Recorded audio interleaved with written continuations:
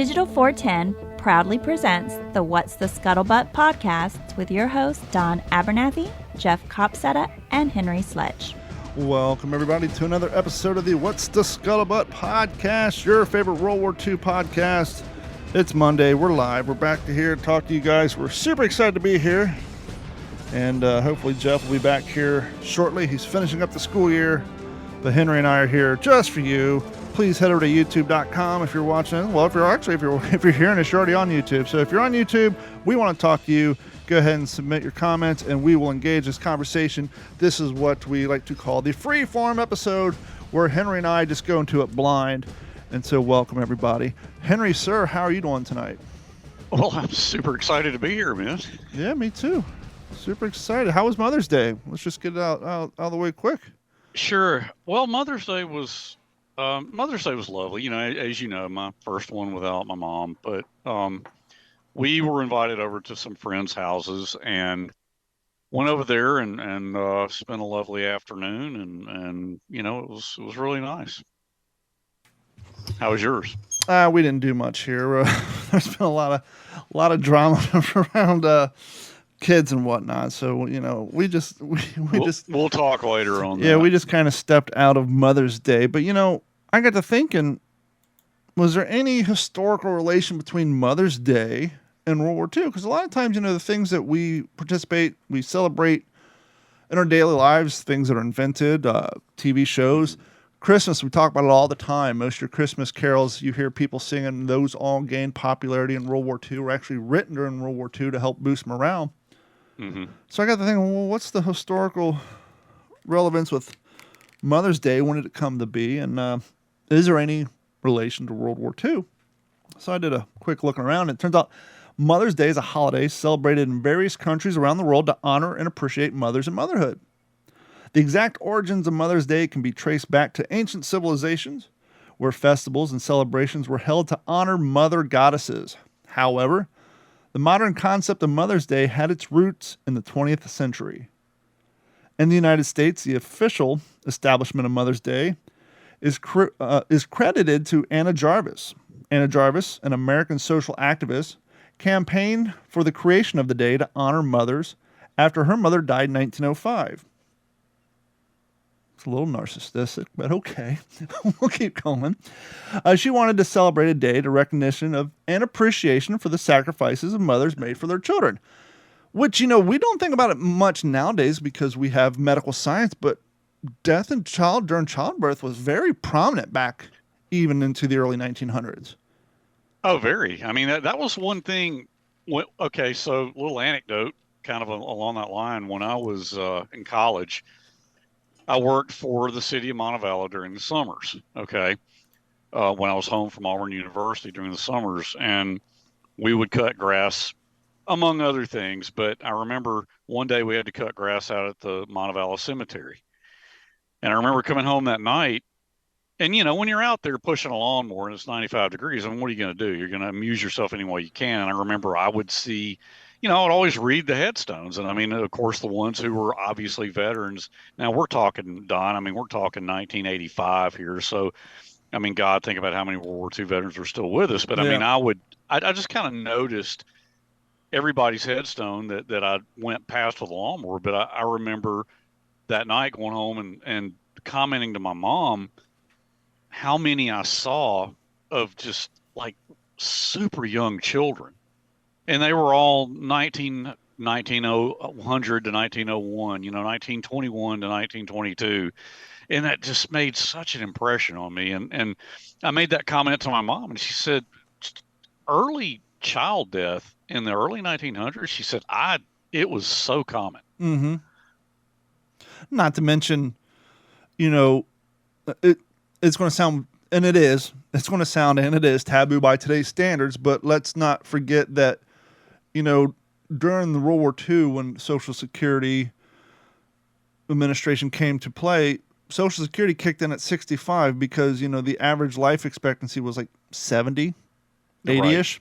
Right. And prior to that, back in the 1900s, life expectancy was 40, 50, 60. Yeah. So that meant middle age was about 2017. And so it was not uncommon for women to get married off at 12, 13, 14, 15 years of age. Mm-hmm. And so then when you're looking at these headstones, like you're saying, and you're doing the math, like there's a lot of women dying at 15, 16. They're dying during childbirth because we didn't have the technology. So not only, and as you were saying, it's so common to hear, farmers, I was born in 1907, I was the fifth child and my older brother died of polio. The other one had, scoliosis, and it was not uncommon to lose 3 or 4 siblings to just quote unquote natural causes. So several years ago, this was back when my wife's dad was still with us. I want to say this was Thanksgiving of 2017. We went over to South Carolina to the tobacco country where her dad came from originally. Great little bucolic rural farm town.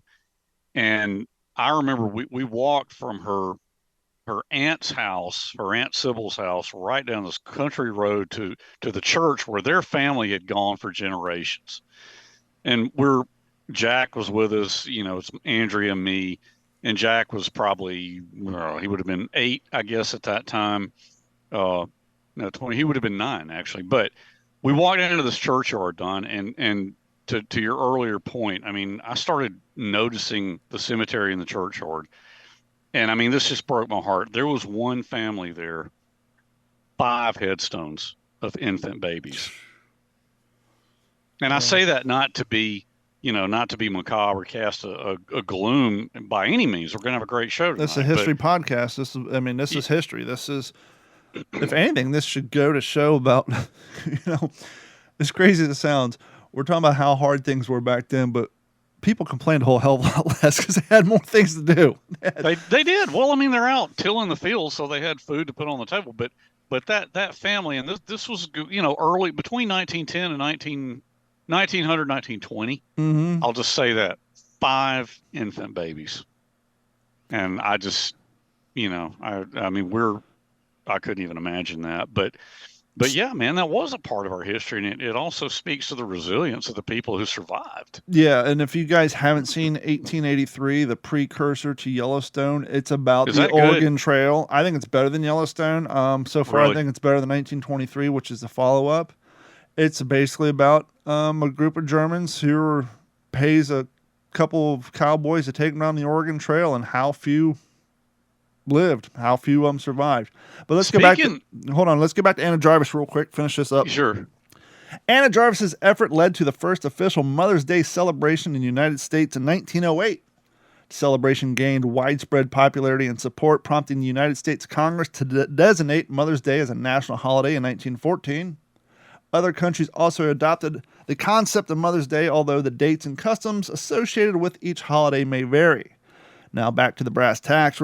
Regarding the relationship between Mother's Day and World War II, the holiday itself predates the war, as we just talked about. However, Mother's Day gained additional significance during World War II due to the profound impact the war had on families and the roles of the mothers.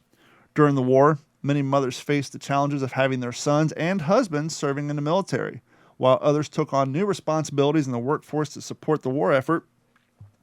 Mother's Day became a time to honor and acknowledge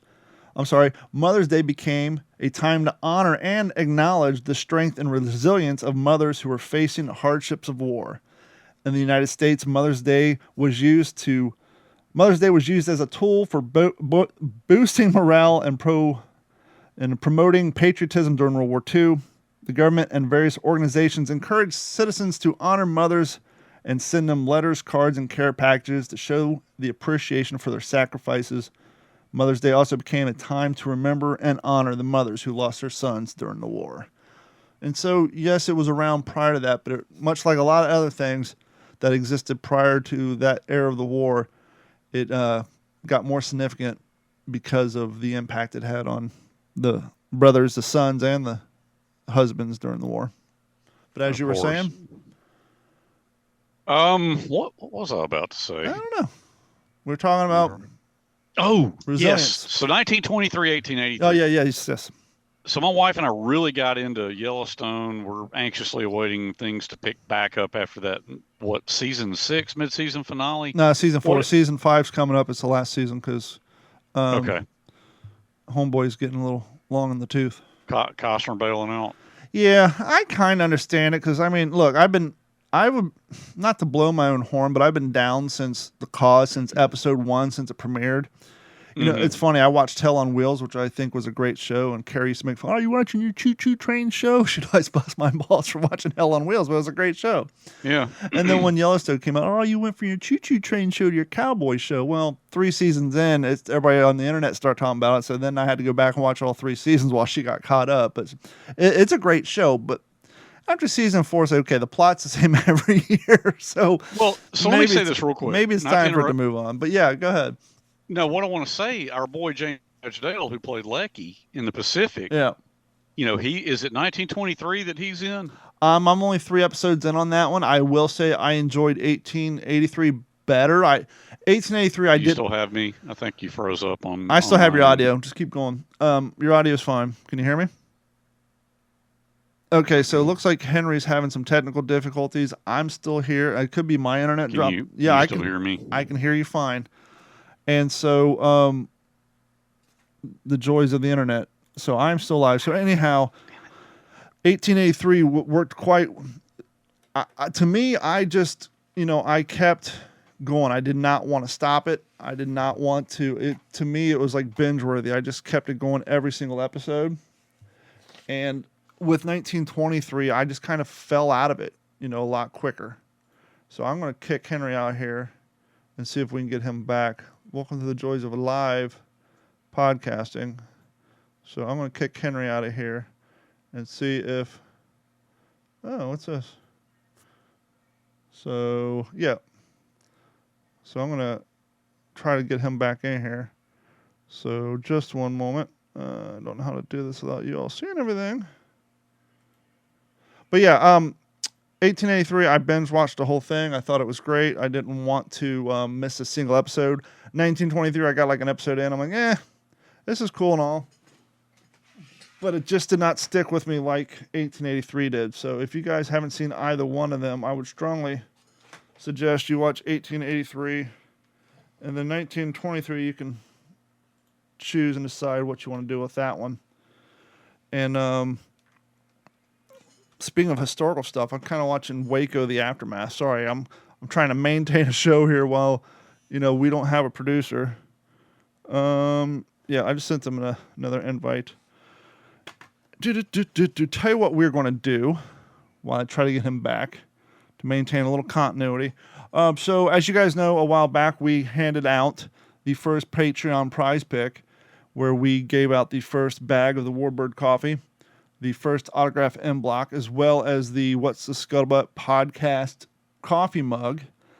And that winner was, and still is, Alexander Richard Marshall. So Alexander, if you're listening, please go to Patreon, check your email, reply so we know what your address is. But I got the thing today, I want to give away another M block. Because why not? We got a handful of them here. We've been kind of threatening to give them to you guys. You saw the video clip when we opened up the show. And so what I'm going to do right now while I'm trying to get Henry back on the air, even though I have no producer, this is the canteen we used to draw the first coffee winner. And I still have all of the winners still in there. And tell you what, I'm going to take a quick break. I'm going to get Henry back on here, and we will pick up where we left off. So for those of you watching, do forgive us, but this is the joys of live internet and live podcasting. I did have a problem with my power went out earlier, so hold tight, and we will be right back. And we are back, and ladies and gentlemen, that's part of the reason why most people don't do this crap live, but we like to challenge, and so we are live, and when you're live things happen, like internet disconnects and all that stuff. But as we were saying, I was answering your question, Henry, about 1883 versus 1923 versus Yellowstone, and in my opinion, just my humble opinion, when it came to viewing, I did not want to stop watching 1883. I just watched it all the time, binge watched every episode, rolled right through one after the other. 1923, I got to like episode 2 and I haven't turned it back on, and it's been a week. I'm not saying it's bad. It's just a different flavor. Maybe it's kind of what we were just talking about with Yellowstone. I think maybe because the 1923, they start to get into the whole aspect of what we dealt with on 1923 on the modern day Yellowstone. So I was like, okay, here we go. Get back in the old plot line again. Is an engaging show. It was on several months ago, like a marathon weekend. I came through the room. My wife was watching it. I was like, what are you watching? And she said, it's pretty rough. I don't know if I really want to stick with it. Well, I sat down. We both got into it. Ended up watching like every episode of every season, you know. We all tuned in for Beth. It was around the time that season 5, like not long after that, they had the season 5 mid-season finale. Yep. So we're all, you know, or Beth and Jamie going to end up killing each other. We're all just waiting to see what happens, you know. And now we're hearing Costner may flake out of it. I mean, who knows? But fun fact, I like to always play. Where did I seen them before? So Beth, we all know where Beth came from. Beth, she played the psychologist in the Departed. Remember Leonardo DiCaprio and the cop movie from the mid 2000s where it had Leonardo DiCaprio. It was based off the Chinese movie, but yeah, it's about the dirty cop. He's going through police academy. Anyhow, it's called The Departed. She played Leonardo DiCaprio's psychologist. Jamie, you ever wondering? Jamie looks familiar. Oh, yes, I know this. He played the weird boy in American Beauty, the one who liked to videotape the bag floating in the wind, whose dad was a Nazi paraphernalia collector. And it doesn't surprise me that he's turned into a guy whose sister hates him and wants to kill him. Do you know where the other son, what he was on? Which one now? The bull, the one married to the Native American chick, the beloved Luke. Son. Oh, Casey is his name. Casey. Yeah, Casey. Man, he's a country singer. No, the other guy's a country singer. Casey's not. He may be. Luke. He may be, but. Well, anyway, I don't know. I'm sure he's been in a lot of movies without doing the Wikipedia or Googling it. But I went and I watched the remake. I was bored the other day, and as you know, I cut the cord, and I have streaming services, and so I watched the remake of the what was it? The Magnificent Seven, the Western movie. Yeah, was he in that? The 2001 remake or 2004, the one that came out a few years ago that had Denzel Washington in it, and the cat who played Private Pyle on Full Metal Jacket played the trapper. Okay. The guy who plays the good son on that, he played the friend of the wife who went out and tracked down and actually hired the Magnificent Seven. He actually played that role. So he was actually in that as a cowboy. So watching him in that, like, oh yeah, I did not know that. I can see. I didn't either until I started watching it. See the transition. Fun fact about 1883, I was watching the first episode. No spoiler alerts here. You know by the date. But there's 2 uncredited, at least in the opening credits. I didn't watch the ending credits. I'm like, recognize the voice in the eyes because there's a lot of beards and sideburns in 1883. I'm watching like the first one. There's a scene where they flash back to Gettysburg, end of a battle scene, and one of the characters is sitting there as he looks over the field and sees all his men die, and the Yankees right up behind him, and the guy gets off his horse and puts his hand on his shoulder, and so the other general kind of gives him his condolences for seeing his entire unit wiped out. He sits down next to him, full black beard, just big fuzzy beard. I'm looking at the eyes and the voice. I'm like, that's Tom Hanks. Got the phone, just typed in Tom Hanks 1880. Oh, got that one right. And then later on in the scene, there's another guy. I'm like, that's Billy Bob Thornton. So there's like all kinds of people hidden in 1883. It's pretty cool. But did you hear me say that the guy who played Lecky, James Badge Dale, is in it? He said he was in the 1923 one. He's 19. Okay, 19. I'm not sure. By the way, Luke Grimes. Okay. That's the dude you were just talking about. I think he's a country singer. I thought the country's. I'd have to Google it and look. He could very well be a country singer. I don't. He's not real. He's not super well known. He's got like less than 1 million. It's funny though. On Spotify, but well, he can't be that good of a singer if all the Yellowstone music's playing Well, they actually don't have any of his music. That's what I was going to say. They play more. Ryan Bingham. Well, no, I can't play. I just went. I listen to this guy every day. I just. And Ryan Bingham's gotten huge on it. They play. Hey man, they play Blackberry Smoke a lot. Zach Bryan's all over that show, and I started listening to him about 9 months ago.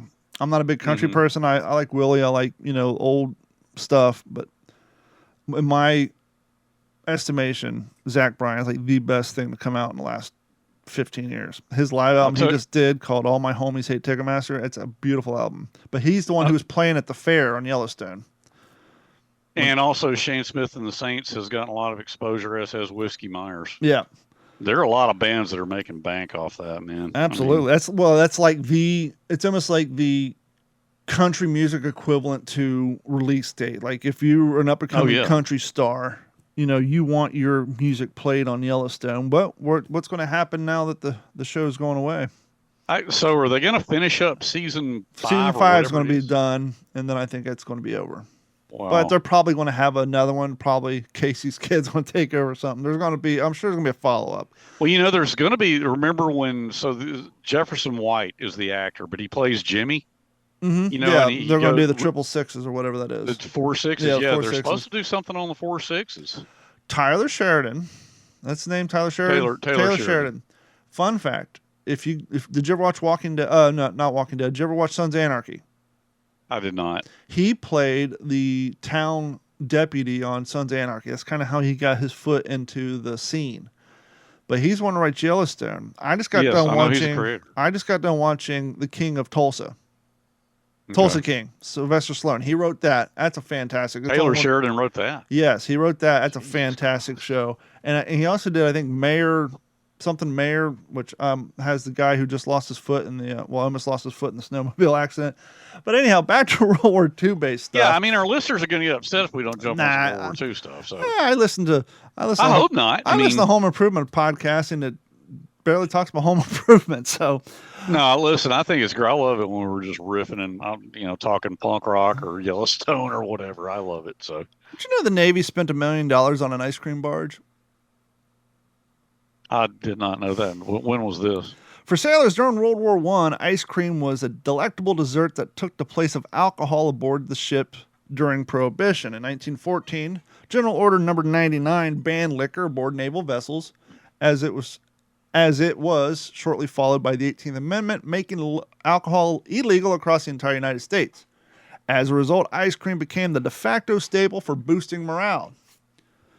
Even though Prohibition only lasted 6 years, sailors' love for ice cream extended well after that. In 1942, the aircraft carrier USS Lexington sustained damage from a Japanese torpedo and began to sink. As sailors abandoned the ship, they grabbed containers of ice cream from the freezers and began chowing down. Quote, survivors described scooping ice cream into their helmets and licking them clean before they jumped into the Pacific, wrote one author. The fierce dedication to the frosted sugary dairy led to the Navy spending $1 million on an ice cream barge. The barge, which borrowed, acquisitioned if you will, the concrete barge from the Army, retrofitted as an at-sea ice cream facility and ice cream factory and parlor. The ship, which was stationed in the Western Pacific, carted ice cream around to ships that were smaller than a destroyer and that did not have their own ice cream making facility on board. Apparently, large ships all over the Navy fleet had ice cream shops already built in. Mm-hmm. Let's see. The floating factory was able to make 10 gallons of ice cream in just 7 minutes, meaning that one shift on the barge could produce approximately 500 gallons of frozen dessert for sailors. To accommodate the large amount of ice cream made, the barge could hold 2,000 gallons at a time. Gracious. The barge was not the most practical ship in the Navy. The concrete boat had no engine and had to be towed around by tugboats. Regardless of any difficulty this provided, it was the sailors' favorite because it brought to them pretty good reward for service. Unfortunately, the unnamed ship no longer delivers ice cream to deployed sailors. The fate of the ice cream barge is unknown, but some think it may rest in the bay with other bygone ships of the era. Now, before the show, you and I were talking about naval guns, and the reason this came up is I'm looking at the photo, and there's 4 Marines sitting around with their canteen cups. much like the one featured in the new What's the Scuttlebutt t-shirt. More about that later. And they're hanging around one of those big-ass guns. We were talking about it before the show, and the Oerlikon. The Oerlikon, yeah. And the reason I bring this up is so the Oerlikon had the big, thick steel shields around them, kind of to provide some protection. And in this picture, it says "Lead the Jap." Talking about how he had to lead the target on the Oerlikon. And so that's a pretty cool little photo. You have a bunch of Marines sitting around in their herringbone twill trousers with white shirts, and they all got their khaki piss cutters on with their EGAs on them, just sitting there chowing down on some ice cream. Nice. I mean, I knew everybody loved ice cream, but I didn't know that even without the barge, that large naval ships just pumped out ice cream all day long. I knew the aircraft carriers did, because I mean, like their ready rooms for the aviators were air conditioned. Now, as far as like the other ships, I didn't know. I guess they did too. I mean, they would have had the capacity for it. Well, we were discussing the Arlington, and while we're here, let's give a little history for those of you who don't know. It's a weird name, especially for a United States firearm or artillery piece. One of the most widely used naval weapons during World War II was a 20-millimeter Oerlikon anti-aircraft cannon, and it was installed aboard a variety of every U.S. naval warships, from lonely PT boats to massive battleships, as well as its auxiliaries and armed merchantmen. It could be bolted down almost anywhere at a high rate of fire and could come into action very quickly.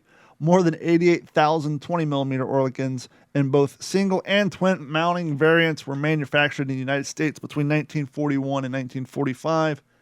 Another 30,000 were manufactured by the British for use in the Royal Commonwealth.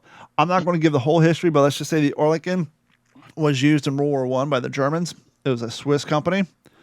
But seeing how things were going and not exactly aligning with the thought patterns, if you will, of the Germans during World War II, right around right around the early 40s, one of the Swiss engineers who worked for the Oerlikon company made their way to the United States, and he was able to acquire the controlling interest, and he basically brought the weapon to the United States and started manufacturing the guns over here. And so that's how we have the same weapon systems that sometimes you would see on German ships as well. So the Oerlikon, it's such a hard to say freaking phrase because of the background of it. That was a mean piece of firepower. Well, licensing certain types of firearms mechanisms or actions was not totally unheard of. I mean, like the Japanese had the Lewis gun, with they used that in the back seats of their observation planes. It had the drum magazine, and in fact, it was a Lewis gun that when my dad peeked his head over the wall of the bunker, it was the Japanese gunner had a Lewis gun. Yeah, absolutely. But the point being that yes, that type of action was licensed. I did some research on this and wrote it into my manuscript when I got to the part about the bunker, but that's been some months back, so I can't remember exactly what I unearthed. So last week's episode, we had a guest on, Mr. Brothington, promoting his new book, The Long March Home, and that prompted superfan Rona to email us, and we want to hear from you guys as well. So if you want to email us, send us an email to mailcall@WTSPWWII.com. That is WTSPWWII.com. Jeff usually reads our mail call, but he's out tonight, and I didn't have time to email us to Henry. You guys have been listening to me read for the last hour and a half, so you can suffer through me reading this email as well. But she sent an attachment, which we're going to put on our website because this is very cool. She writes, excellent episode last week with Marcus Brotherton on the Bataan Death March. Recently, a coworker shared with me a short memoir her grandfather's brother, PFC James H. Cohen, USS AAF. He felt compelled to write his experiences down in 1972 after suffering nightmares and flashbacks as a result of watching the nightly news reports from Vietnam. Cohen survived the Bataan Death March and imprisonment at O'Donnell and the Cabatalan POW camps. He was subsequently liberated by the Army Rangers in the Great Raid of the Cabatalan I slaughter all these words. The Cabanatuan. The Cabanatuan. Thank you. The Cabanatuan. See, I need to run all these by me before we go live. Raised at the Cabanatuan in January 1945. Attached, please find a copy of the original hand-typed memoir shared with his permission. My understanding that it has never been published, though his story has been mentioned in published works online. I know you'll agree it's an honor to read each and every one of these memoirs. And so I'm going to post this PDF so you guys can download this and read it. It's literally a scanned version of a typed manuscript or short story. And so that'll be available with this episode at WTSPWWII.com. And maybe it's something we'll start. Maybe we'll start a new tab, if you will, a new button, a new page, a new link on our website where if you guys, you listening audience, you have, whether they're handwritten, typed out, even if they're audio tapes, if you have the ability to convert it to MP3, maybe we'll start a little library page on our website where people can go and submit these artifacts or read these artifacts and share them amongst the audience, and we can kind of form our own little community here.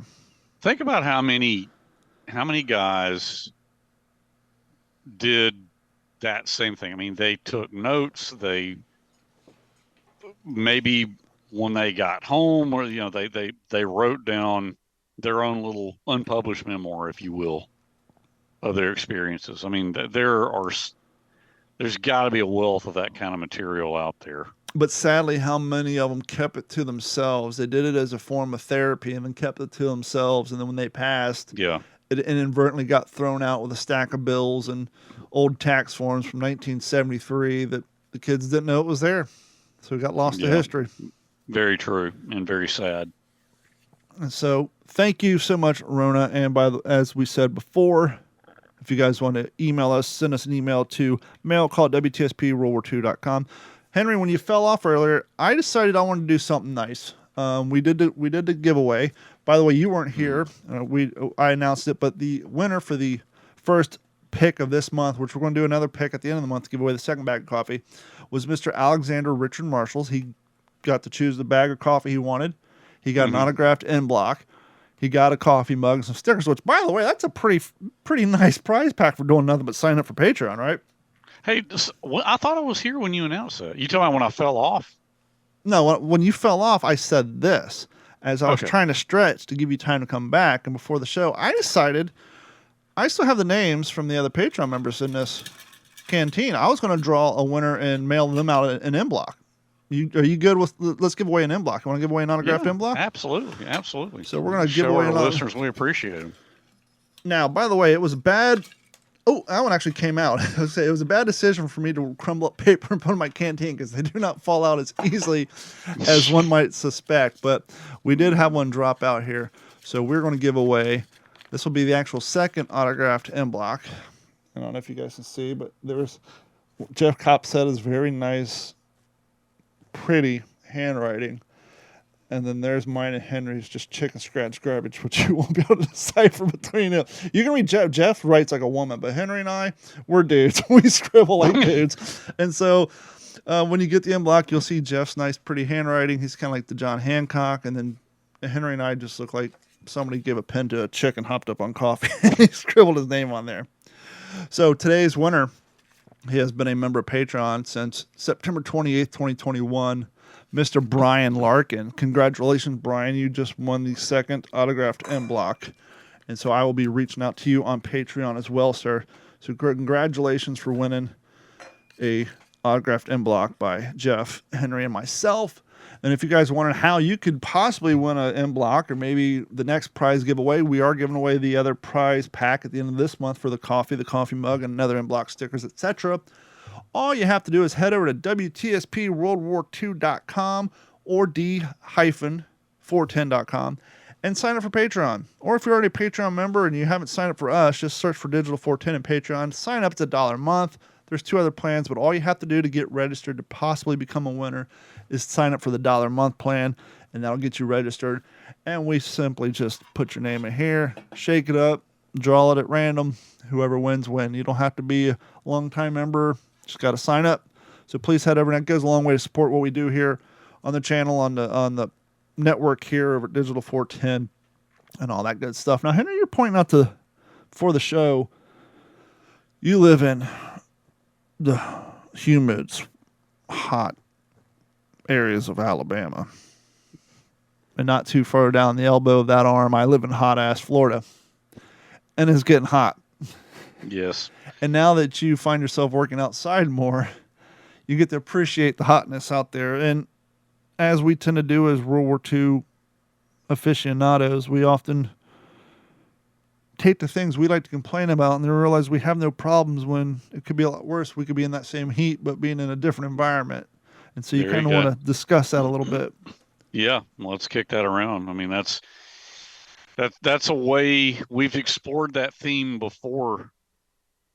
You know, when you think you're cold, or you think you're hungry, or you think you're having a bad day, or as you just said, Don, as we just peel the label back and peel the curtain back and start to get into the hotter days. I mean, we view things through that lens of the World War II experience.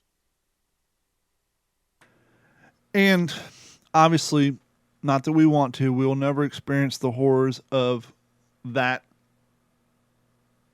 entire campaign or war. But there used to be a saying, you want to know how someone feels? Walk a mile in their shoes.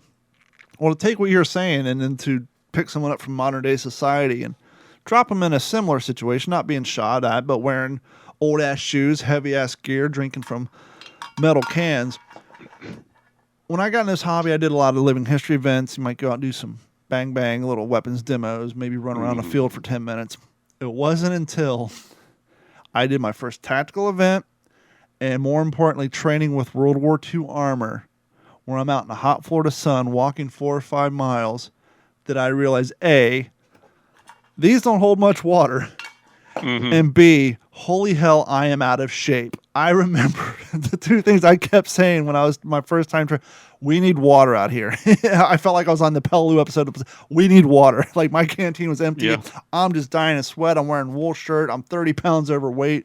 I'm dying. You know, I got my ego, so I'm trying to keep up. And that's part of the reason I started working out is like, if I'm going to do this sort of thing where I'm out doing these, you know, like when we go up to Alabama or Georgia, and the Alabama and Georgia, we do these tacticals. We're out in the woods for like 4 or 5 hours, just huffing, carrying all this crap. And but back to what you're saying, to go from being in an office environment, living the cushy lives we do, just to something as minor, nowhere comparable, but wearing shoes that were reproduction of the technology from 80 years ago, wearing wool shirts, carrying heavy guns, heavy helmets on your head, backpacks, and then running through ankle-deep sand, trying to keep up with M1 tanks.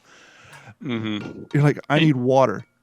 And that's a great, if I could use that, to segue into some stuff I was thinking about from with the old breed. You talk about water. I mean, as the science has taught us, you absolutely have to be sufficiently hydrated. So I'm going to jump in here. It's D+1 on Pellew. So I'm going to read just a little bit here because he talks about the whole water situation. This is just reading from what Sledgehammer wrote here. D+1 on Pellew early in the morning. Dawn finally came, and with it the temperature rose rapidly. Where the hell is our water? Growled men around me. We had suffered many cases of heat prostration the day before and needed water, or we'd all pass out during the attack, I thought. Stand by to move out, came the order. We squared away all of our personal gear. Snafu secured the gun, took it down by folding the bipod and strapping it while I packed my remaining shells in my ammo bag. I've got to get some water. I'm going to crack up, I said. At that moment, a buddy nearby yelled and beckoned to us. Come on, we found a well. I snatched up my carbine and took off, empty canteens bouncing on my cartridge belt. About 25 yards away, a group of Company K men gathered at a hole about 15 feet in diameter and 10 feet deep. I peered over the edge. At the bottom and to one side was a small pool of milky-looking water. Japanese shells were beginning to fall on the airfield, but I was too thirsty to care. One of the men was already in the hole filling canteens and passing them up.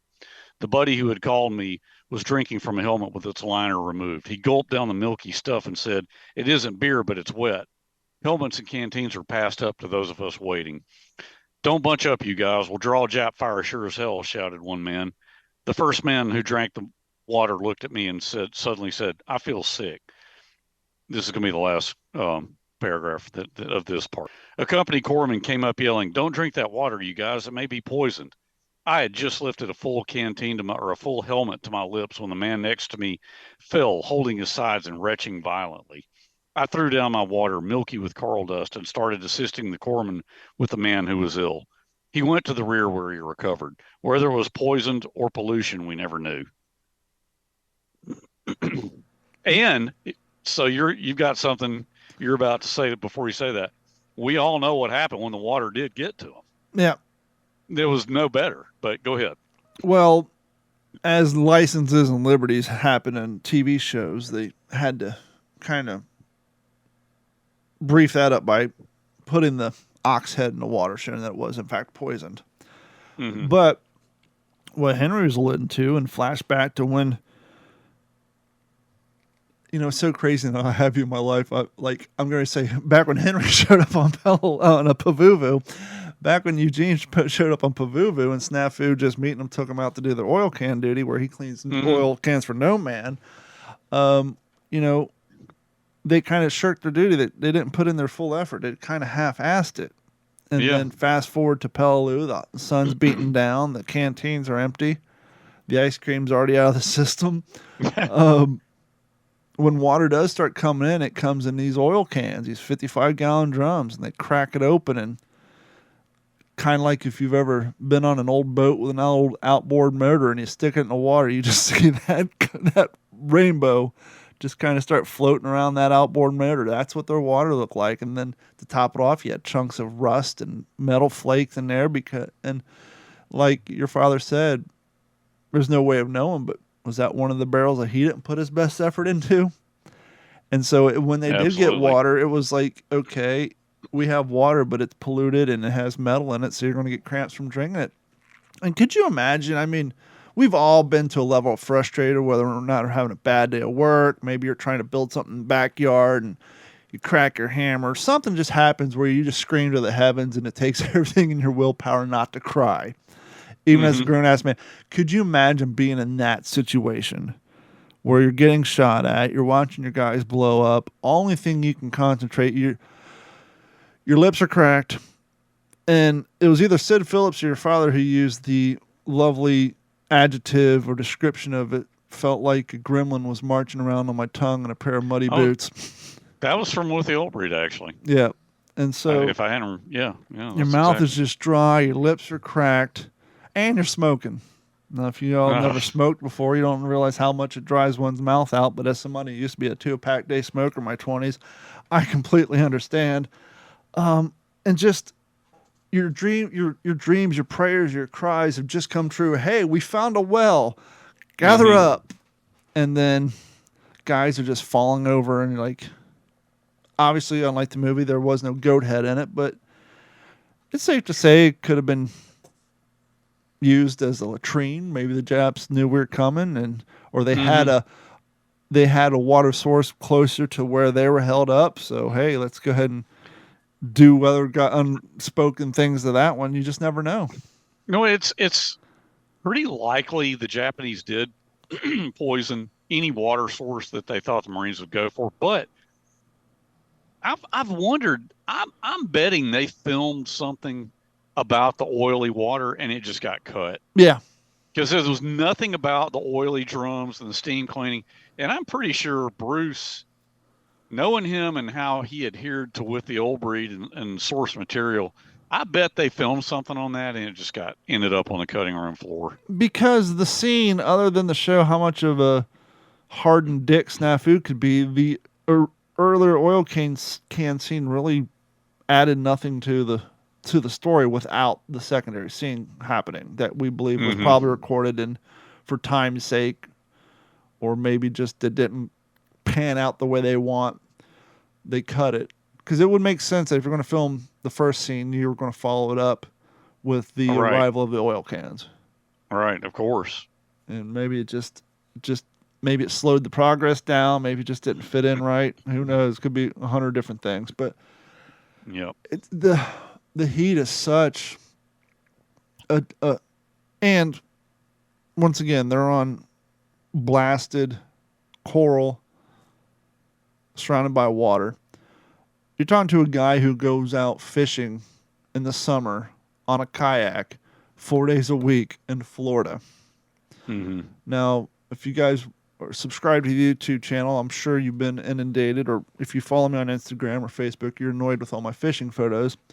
But you're probably wondering, why does this fool have a long sleeve shirt, hood, hat, and pants? Why on a kayak in 100-degree weather?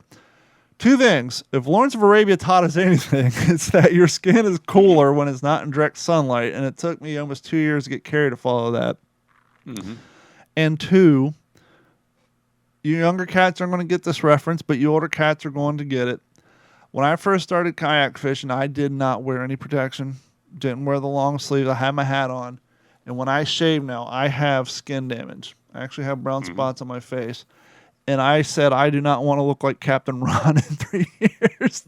And if you remember the movie Captain Ron from the 90s, you'll know So I go out there and I put sunscreen on. I even wear gloves in the middle of summer because I would come to work and my hands would be all red. So I wear the fingerless gloves. And those shirts I wear actually allow in 40% of the UV. That's why I don't have farmer's tan. It actually allows sunlight in. So it's kind of like having 60% sunblock on. Mm-hmm. And I wear the hats, the hoods, sunglasses, and I try to minimize my skin exposure. Once again, if you're going out fishing once a month on a boat, twice a month, maybe you got on weekends, do you? I would still say block yourself. But when you're going out like every day after work, because I have boat ramps within a mile from my house, and so I can go out between. You got to block yourself. And it gets hot out there with my Wickaway high-end, high-technology shirts.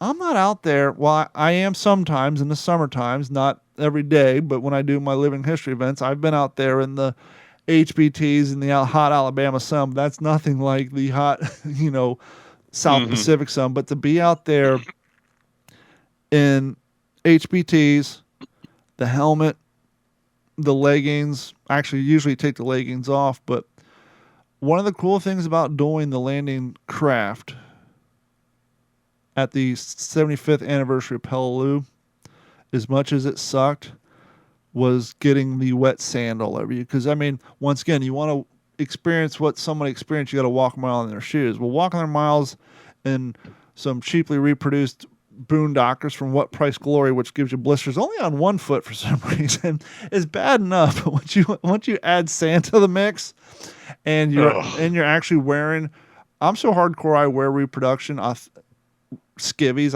I'm not out there in modern day underwear. I even got the skivvies on that. I'm sure if your father ever talked to you in this level personal stuff, you guys don't understand how bad chafing is. But you know what he told me? Finish what you're saying. I have, after wearing reproduction skivvies that are exactly like what your father wore, when I show up in Alabama on a Thursday, sleep in them, I only have 2 pairs, so I change once. By the time I get home on Monday, the rash in between my legs and my man bits are so bad that I can barely walk. I cannot imagine how bad it had to be for them living in that environment for months on end, to the point where they probably just got rid of them and then they got rash from the HBTs. You get diaper rash so bad because they're not Wickaway. It's not modern day cotton. You're just like having a wet, damp, trying to be clean about this, but bandana down between your legs. And so that moisture just builds up and you literally get diaper rash down there. It's horrible. But once again, you're trying to experience the horrors of what they went through. My dad told me that, now I don't know about in training on Pavuvu or prior, but he said on Peleliu they did not wear underwear. Yeah. Most of the guys he knew just didn't have skivvies. Yeah, because they're tight, they rode up. Well, and think about the other thing, Don. Think about, man, after a few days and all the flies came in on the dead bodies, think about it, man. Everybody's getting dysentery. And by the way, elastic didn't exist back then. How these work is they got 3 buttons up the front. You pull them up past your belly button. There's 2 tie strings on each side of the hip to tighten them down. And there's no modern day equivalent of the fly. So your equipment's falling through the hole. And so, yeah, I can definitely see just getting rid of the damn things. And you would probably minimize the diaper rash than actually dealing with them. They were by no means hygienic in any way, shape, or point, and they would cause more harm than they would protect you, I believe, in that environment. So it does not surprise me that they would get rid of them after a while. Probably got turned into toilet paper at some point and then discarded. Because I mean, at that point, you know, anything in a hard spot. But yeah, the heat just. I remember my first time doing a living history event. I was down in Naples, only one doing Marine Corps, and it was hot as hell, but I was in HBTs. I had my cotton helmet cover over my helmet. The guys doing the Army impression with the wool shirts on, the metal helmets that the sun just beating down. Those guys are getting heat stroke. I mean, I remember seeing them all piled in a pyramid tent, pouring water on their helmets, cool them down, pouring water on themselves, and I'm just standing out in the sun because, yes, it's hot, but I'm not in there wearing wools and all the Army gear. I'm out there in my HBTs, and that's designed for that environment. And so I actually benefited from doing a Marine Corps impression versus the guys wearing the 101st Airborne, the 82nd Airborne, or the Army infantry wools and all that stuff. They were just roasting, which is why we do more events here in the wintertime than we do the summer. Because it's just not conducive down here. Oh, I bet it gets brutal. You want to hear another paragraph here? Yeah, please do. What it was like on Belarus? So yeah. To jump ahead here right after the airfield attack, the heat was incredibly intense. The temperature that day reached 105 degrees in the shade. We were not in the shade and would soar to 115 degrees on subsequent days. Corpsmen tagged numerous Marines with heat prostration as being too weak to continue. We evacuated them. My boondockers were so full of sweat that my feet felt squishy when I walked. Lying on my back, I held up first one foot and then the other. Water literally poured out of each shoe. Hey, Sledgehammer, chuckled a man sprawled next to me. You've been walking on water. Maybe that's why you didn't get hit coming across that airfield, laughed another. But that speaks to the intensity of not only the heat, but just the rest of that incredibly visceral experience right there. Yeah, so now this is visual. This is a visual, but for those of you watching on YouTube, this is my reproduction of From What Price Glory, which I think they did a lot of the reproductions for the movie. As you can see, unlike Army roughouts, very little ankle support. The leather collapses in on itself. But Show me. Yeah, there you go. I want to see what the. Well, I cheat. I do have I do have insoles in here, but basically, if I took the insole out, you just got basically a leather inside. I mean, it's just there's like, man, there's no cushion or padding or arch support or anything. No, the reason these are called roughouts, if you guys ever want, the Marines called them boondockers, but the Army referred to them as roughouts. You know why they call them roughouts? Rough side of the leather out. Exactly. It helps to strengthen it and to allegedly interesting. Keep it stronger, and it cuts down on reflection. You don't have the shiny side out. Right. But yeah, there are some companies that make a better reproduction, but once again, during wartime, I'm sure there were some that came out just as flimsy. I mean, you're talking about wartime production. You're talking about lack of material. And if you're looking at this shoe and you say, that looks awfully familiar to what the guys wore and no brother for wear out there. Well, it's 10 years prior to the war. I mean, this was basically the same style of shoe the farmers wore. I mean, this is what people wore. I mean, this was the boot of the era. The only difference is they had a better corded sole. But that looks like a fairly lightweight shoe. Yeah, compared would you describe? Yeah, I mean, compared to well, here, hold on. Talk while I get my other boot. So looking at that, I mean, I remember my dad talked a lot about the boondockers, as he always called them, and he certainly called them that with the old breed. But he described them as their field shoes, and it's certainly what they wore all through combat. For you guys listening to the audible version, I understand it's a little visual, but it's a little treat. You can go watch YouTube. So we just went over the boondocker, the rough out. I don't have Army roughouts, but I do have the Army Type 1 service boot. And as you can see, yes, hypothetically, it's the same construction, but the leather's better. It just, it's just that has the toe cap, which holds up better, has a completely different sole. This is a far heavier shoe. And then obviously you have the airborne Cochrane. Mm-hmm. Same exact sole. Only difference is on the heel, it's rounded off so it doesn't get stuck on the door when you're jumping out, and it has ankle support. But other than that, it's primarily the same as the service boot. You got your toe cap on there. But to answer your question, yes, compared to the service boot, the Boondocker, I mean, it's similar in weight because they both pretty much have a similar sole. They got the thick heel on them. The service boot does have the leather midsection, whereas the Boondocker was all. These aren't 100% correct. These say Goodyear on them. Truth be told, the original ones had what was called a corded sole. It had cording braided through the rubber. There was a company for a while this one tried to recreate it with the appearance. You can kind of see the texture. But it's not completely authentic. There was a company out there for a while that's putting them out there, but those things were like $300 a pair. Wow. But yeah, those are the Boondocker, the Type 1 service boot, and the jump boot. I will say. So the service boot, the Type 1 service boot, would have been worn by Army soldiers in the Pacific. No, by the time they got to the Pacific, they wore rough outs or double buckles.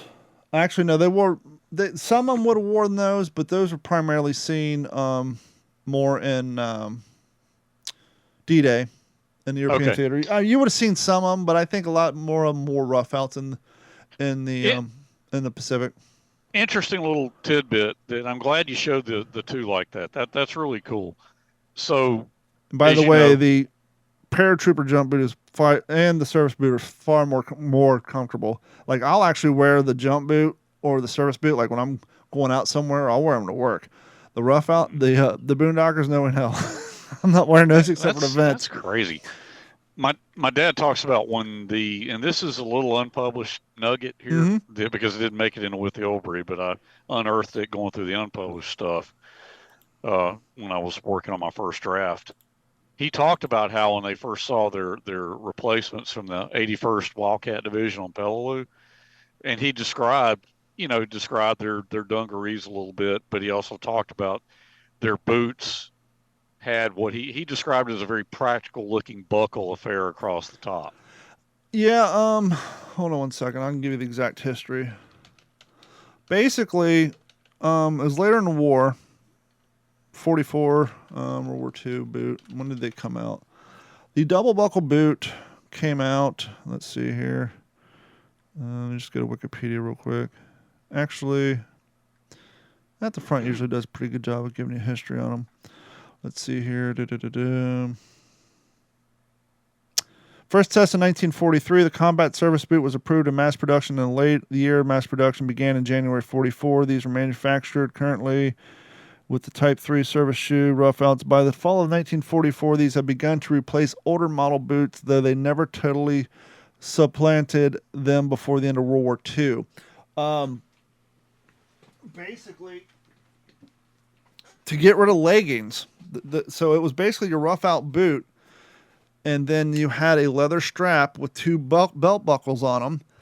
And if you watch Band of Brothers, like when they're on the island or later in the war, when they're starting wearing the M43, the green uniforms, you'll see a couple of them with the double buckles. And then you'll see, but yeah, as the war went on, they got the jump. It was primarily used for, obviously, the airborne. Some of the airborne got double buckles in the field, but the infantry, they liked the idea of the ankle support that the jump boot provided, and they hated the leggings. And so by putting the double buckle on there, it's the same height as the jump boot, but it still allowed them to get rid of the leggings and still have the key benefits of leggings. Which, what are the key benefits of leggings? Well, I never seen anything on paper, but just from wearing them and doing some thinking on it, as we saw with the rough out, the Boondocker. Could you imagine coming off of a landing craft into wet sand without a legging, how quickly you would lose this shoe? Yeah. We saw Lecky lose his shoe on Gloucester in the mud scene. Somebody just fucking shoot me. The legging goes underneath the boot. It helps keep the boot on the feet, keeps the mud out of the boot, and also, if you think about it, you're running through barbed wire. It helps keep your pant leg from getting snagged around the ankle around barbed wire. Mm-hmm. But so by getting rid of the legging and creating the double buckle, which you do see in pictures of the Pacific of Army soldiers wearing double buckles down there as well. So they were the rough out boot with the leather ankle strap on them. And I don't have a pair of those yet. Maybe one day I'll have a pair, but yeah. And then you had the curious thing of a lot of Marines, of course, by later on Pillow, most of them ditched the leggings, but you had it before that, a lot of them would not tuck the pants into the leggings. They still wore the leggings, but you know how they had the pants over the leggings. Or what I'm seeing a lot, because I'm getting ready to do an event in Alabama next year. Actually, there was an event in Ohio that I wanted to go to, a Marine Corps event, but I didn't have the opportunity. And those Marine Corps events are very strict on the uniform code. And you'll see a lot of photos. A lot of guys actually tucked their pants into their service socks. So they still got rid of the leggings, but you would see them with this big white balls because they would pull their big cotton, kind of like the work socks you see at Walmart for construction work. Right. They would pull their service socks over their pant leg to help keep, get the same benefits of legging without, because leggings after a while too, what tends to happen with leggings is your pants starts to get pulled up, especially in those boondockers. Then there tends to be a gap between the top of the boondocker and the bottom of the pant, and then your sock falls down into your boot. And so as you imagine, you got this legging on, you have exposed skin that's getting wet canvas rubbing on the back of it. So now you're getting more wounds on the back of your leg. You got a sock that's falling down in your damn boot you can't pull up because it's underneath. And, so leggings after a while just become a nightmare. Sometimes, like when I'm doing an event, I'll show up on Friday, I'll tie that legging on, and I'll sleep in the damn things. I mean, you can take them off, but added benefit of leggings, especially here in Florida, keep the fire ants out of your boots. So when you're sleeping on the ground, it helps keep the bugs out of your shoes. So, depending on how I'm feeling, if I'm wearing my service boots and leggings, sometimes I'll take them off at night and take my boots off, or if it's cold enough, because once again, we do a lot of our events in the wintertime. I'll just, especially if I'm up in Georgia, sleeping in my tent, I'll just leave the legging on, and I literally just wear the same damn clothes all weekend long and just deal with it when I go home. I come home reeking. So what you reading, fella? Still enmeshed in Ian Toll's Volume 3, The Twilight of the Gods. So last week I mentioned I'm reading 4 Hours of Fury by James M. Finland. And I was talking about how it's about the Army Airborne 17th Division. And a lot of people talk about the 101st Band of Brothers, 82nd Airborne, but 17th is really overshadowed.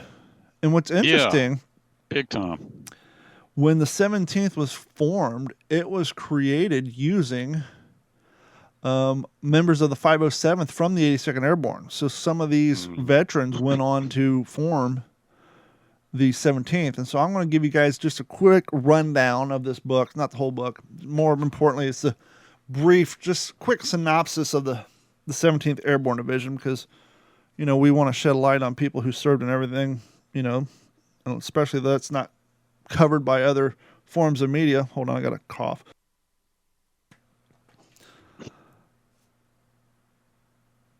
So here we go. We're going to give you a quick little synopsis.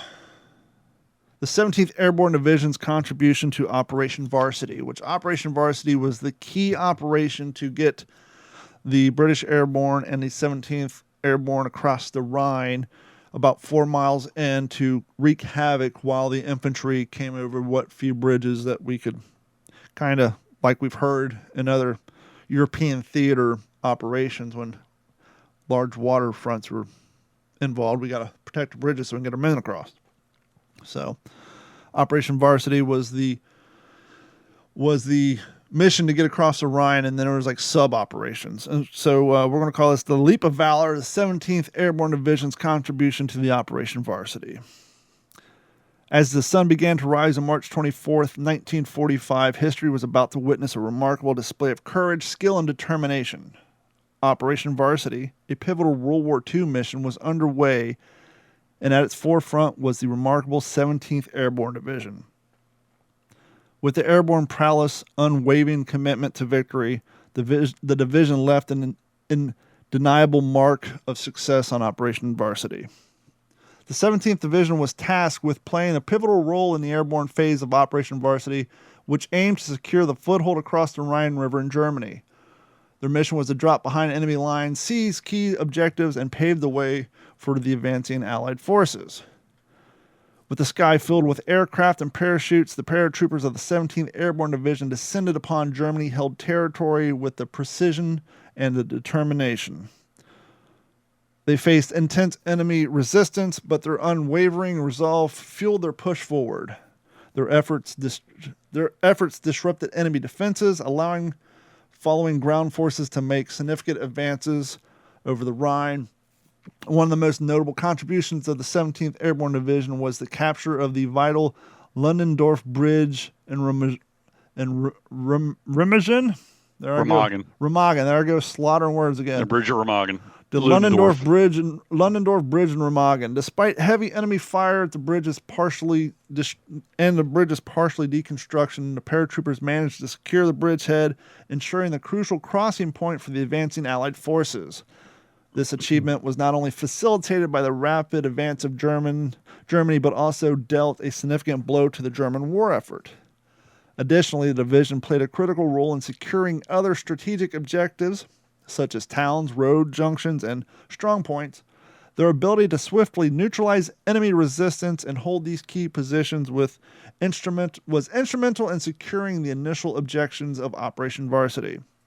The 17th Airborne Division's contribution extended beyond their airborne operations. Once on the ground, they seamlessly integrated with ground forces, effectively coordinating joint operations and providing crucial support. Their adaptability and versatility allowed them to transition seamlessly from airborne assault to conventional ground combat, reinforcing the success of the overall mission. The valor, sacrifice, and resilience demonstrated by the paratroopers of the 17th Army Airborne Division during Operation Varsity was nothing short of extraordinary. Their contributions proved pivotal in the overall success of the mission, hastening the end of World War II in Europe and delivering a devastation blow to German forces. But much like the 82nd and the 101st, not only did they have the airborne, but they had the glider riders. And the glider riders provided a huge contribution to that war effort as well. Maybe we'll cover that on next week's episode. But yeah, the 17th definitely doesn't get the acknowledgement as much as the 82nd and the 101st. Do you even know what the 17th patch looks like? I don't. So we all know what the 101st is. It's the Screaming Eagle, or as Jeff so affectionately refers to it as the Barfing Chicken. The 82nd Airborne is the red square with the blue AB logo. The 17th is literally just a yellow or golden, I guess I should say. Not yellow. Yellow means chicken. What are you, a yellow? A golden eagle talon just coming from the sky. Just a single eagle talon. So if you ever see a golden eagle talon, that is the division patch for the 17th Airborne Division, which formed itself from veterans who did most of the training from the 507th of the 82nd Airborne. So I thought it'd be kind of cool. I would have to look, but I'm sure there's probably photos out there with guys who have the 17th Division patch on their left shoulder and the 82nd on their right from where they served in both divisions. Yeah, probably so. That'd be kind of a cool impression to do as well. And so, you got anything else on your list you want to cover before we wrap it up? No, I just want to mention, if I could, please. Sometimes you say you want to plug anything. Right before Memorial Day, I think it's going to be the 26th or 27th. I'll be back on Ben Power's show with George Lowe's Jr. Nice. George Lowe's Jr. has been on there, and Ben had me on several weeks ago, and then George and I together will be, and Ben wants to talk to us about, serving your father's legacies, sure, et cetera, et cetera. George, I follow George on LinkedIn, and he's been busy. He's been doing a lot of stuff. Yeah, they're in Normandy now, aren't they? Yeah.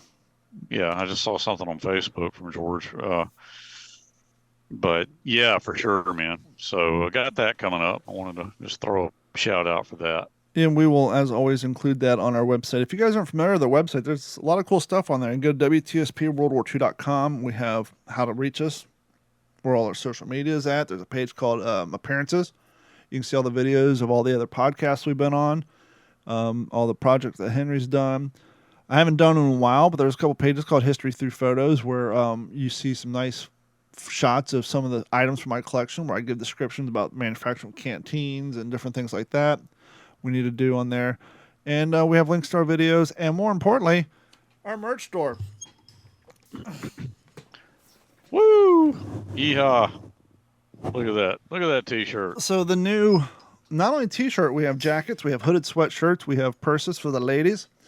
We have not only the new What's the Scuttlebutt Scuttlebutts Good Scuttlebutts Made to Be Shared shirts, but we also have the new logo. Oh, which, by the way, yeah. So you get twice for the price of one. You get the new logo on the front and the new logo on the back. So it's a double-sided shirt for the same price as a single-sided shirt. And we also have shirts with just a new logo on as well.